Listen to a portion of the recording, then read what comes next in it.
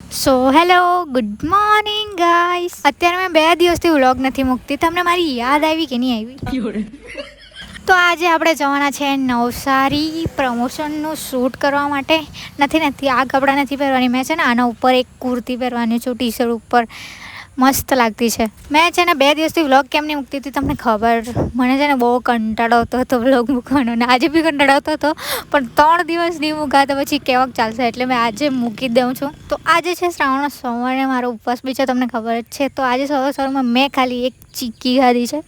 તો તમને મેં કહેતી હતી ને એના ઉપર એક કુર્તી પહેરવાની છું. તો આ છે મારું આઉટફિટ જે બહુ જ મસ્ત દેખાતું હતું, મને બી બહુ જ ગમતું હતું, ક્યુટ તો લાગતું જ હતું, પણ સાથે સાથે બહુ જ બ્યુટીફુલ બી લાગતું હતું. સાચું જ મેં સવારની કેટલી બી વહેલી ઉઠી લેમ, પણ મને છે ને લેટ તો થઈ જ જાય. મેં 10:30 વાગે જવાની હતી, પણ 10:30થી ઉપર તો મને અહીંયા થઈ ગયા છે. તો મેં તો એકદમ રેડી થઈ ગઈ હતી, પણ મારો માઇક ચાર્જ કરવાનું બાકી રહી ગયેલું હતું, તો માઇક ચાર્જ કરવા મૂકેલું હતું. પછી મેં ઓઢણી બાંધીને થઈ ગઈ હતી મસ્ત રેડી, અને પછી ભાઈ આવ્યો એટલે અમે નીકળી ગયા નવસારી જવા માટે. રસ્તામાં બહુ જ બ્યુટીફુલ વ્યૂ જોયા, અને તે વ્યૂ જોતા અમે પહોંચી ગયા નવસારીની પાસે ઓન મંદિરને બહારથી દર્શન કરીને અમે આવી ગયા જલારામ ફાઇનાન્સમાં. ત્યાં આવીને થોડી વાર બેસીને પછી અમે ચાલુ કર્યું અમારું પ્રમોશનનું શૂટિંગ પતી ગયું. પછી અમે જવાના હતા જમવા માટે. મને ખબર છે મારો ઉપવાસ છે, પણ છે ને તો મેં લોકોને પહેલાં જ કહી મૂક્યું હતું કે આપણે જમવા જઈશું. મને ભૂલી ગયેલી હતી કે મારો સોમવાર ઉપવાસ છે, તો મેં એમ બી એક ટાઈમે જમું છું, તો બપોરે જમી લઈશ, સાંજે નહીં જમીશ. તો અમે આવી ગયા હતા અનલિમિટેડ વાળુંમાં ખાવા માટે પિઝા. તો પહેલાં તો મેં મંચુરિયન એવું ખાઈ લીધું, પછી હવે ખાવા બેઠા હતા પિઝા.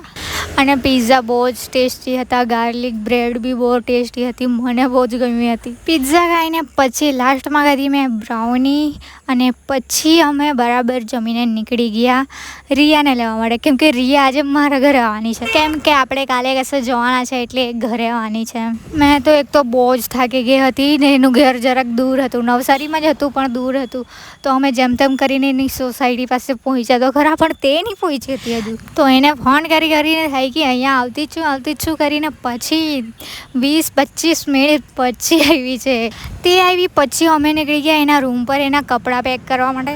ને અહીંયા જ અમારા 4:30 વાગી ગયા હતા, એટલે બહુ જલ્દી હતી. તો કપડાં પેક કરીને અમે નીકળી જ ગયા ઘરે જવા માટે. ને આજે તો કસમથી મેં બહુ થાકી ગયેલી, મારા મોઢા પર તમને દેખાય જ છે. ને તમને ખબર છે અમે કેટલા વાગે ઘરે પહોંચ્યા? 5 વાગે, 5:30 જેવા આવ્યા અમને ઘરે પહોંચતા. અમે તો થાકી ગઈ હતી, પણ શું કરું, કામ છે, કરવા પડે. તો મારું મોડું તો જો તમે હવે મળીએ કાલે, બાય.